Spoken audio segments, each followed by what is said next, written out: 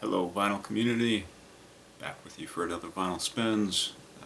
But before I get into this week's edition of what I've been spinning, just want to make a comment about the great thread that's been going this past week. When is enough enough?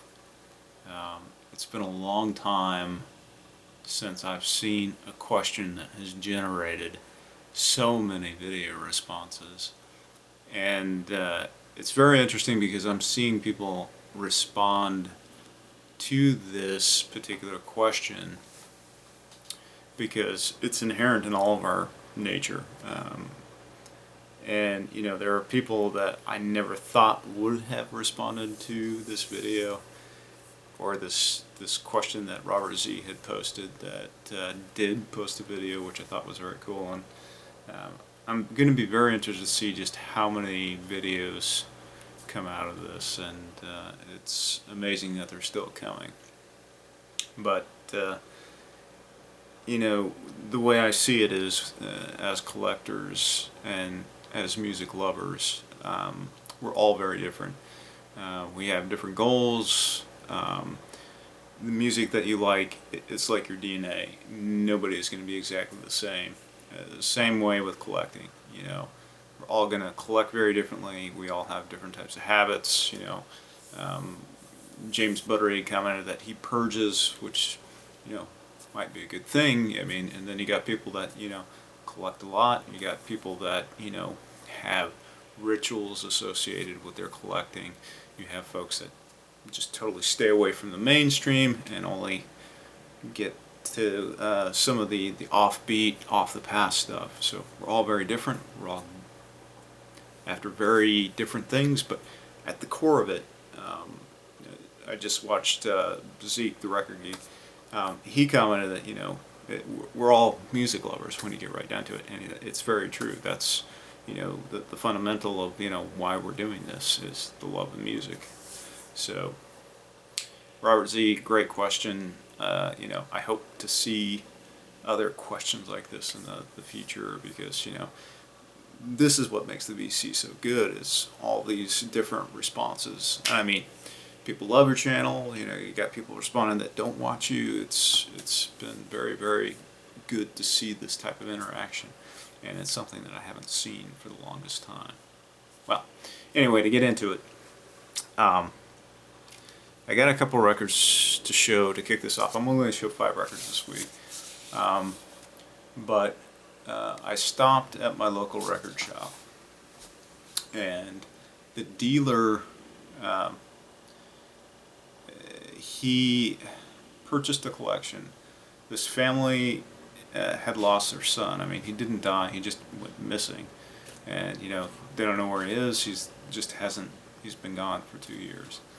And he was a record collector, which had some resonance in the thread that, you know, everybody is going on about.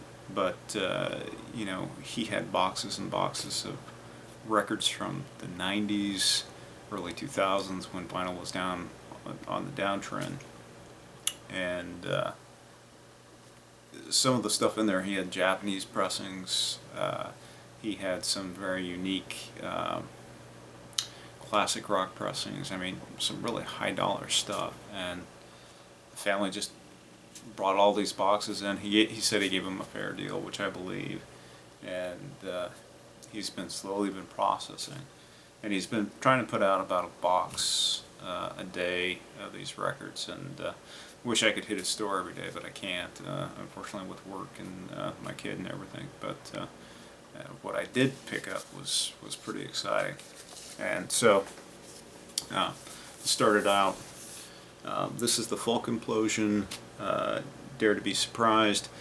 Folk Implosion, if you're not familiar with them, they are a late 90s, early 2000s alternative, lo-fi type band, founded by Lou Barlow of Dinosaur Jr.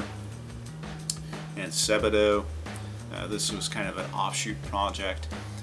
They had one really good hit song from the Kids soundtrack called Natural One that I think it cracked maybe the top 20.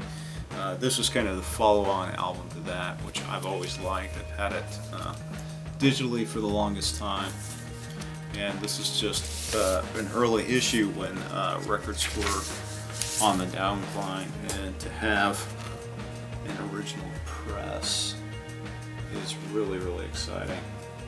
And this is on the Communion label.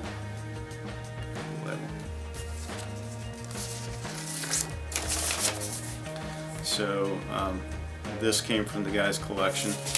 Now the next one really, really excited me because I never thought I would expect to see this. And so I had to put a post-it note because I don't want to offend anyone. But this is an EP by a group called Boss Hog. And if you're not familiar with Boss Hog, they're kind of a precursor to grunge. If you listen to them today, I mean, you're going to think, oh, that's just a good grunge band. Well, you know, they kick it off in '89. This is Christina Martinez, kind of the co-founder of the group with her husband, John Spencer, the John Spencer Blues Explosion. So, of course, she's completely naked on the cover. But this is an EP that came in '89, and this is really hard to find. It was never released digitally, only on cassette. They did do a pressing in Germany. Now, this is what I thought was really, really cool when I got it home and I opened it up. So I pulled the record out and I see this ad for the Black Flies at CBGB's, famous New York club in July. And, well, okay, somebody just threw in this concert flyer. Well, lo and behold, look at the back of it. This is the set list from the band with Christina kind of signing it down at the bottom. And I looked online to see, you know, how often they played at CBGB's, and they only played 3 dates. And their first date ever was played at CBGB's. This is not from the first date because I left it the set list. This is from their second concert in '91 that they played at CBGB's. So how cool is that? The hand-scribed set list. Things you find. And the record is just pretty cool too. It's on the Amphetamine Reptile. You got custom labels, Boss. So this was the first ever, and you know, John Spencer and Christina Martinez founded this band right when John Spencer's first band, Pussy Galore, went down. And then later in '91 he founded the John Spencer's Blues Explosion. But to find this set list and with a record, how cool is that? Next up, got a little bit of jazz. So one of my favorite Mingus albums on Atlantic, Mingus Oh Yeah. This is just a wonderful album. He sings on a few of these tracks. He also plays piano. Charles Mingus was a fairly accomplished pianist along with a bass player. But there are some classics on this album. So Eat That Chicken is just a classic.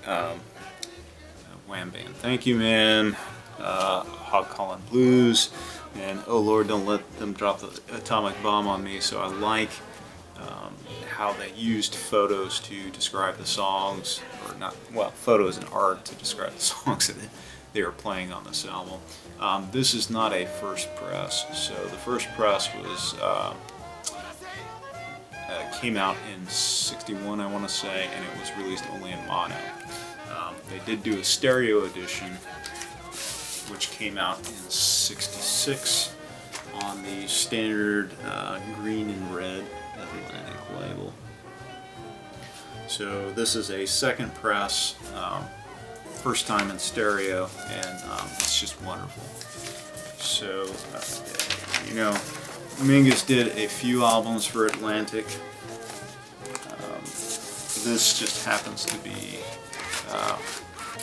one of my favorites, next to Blues and Roots, which is another good early Mingus record.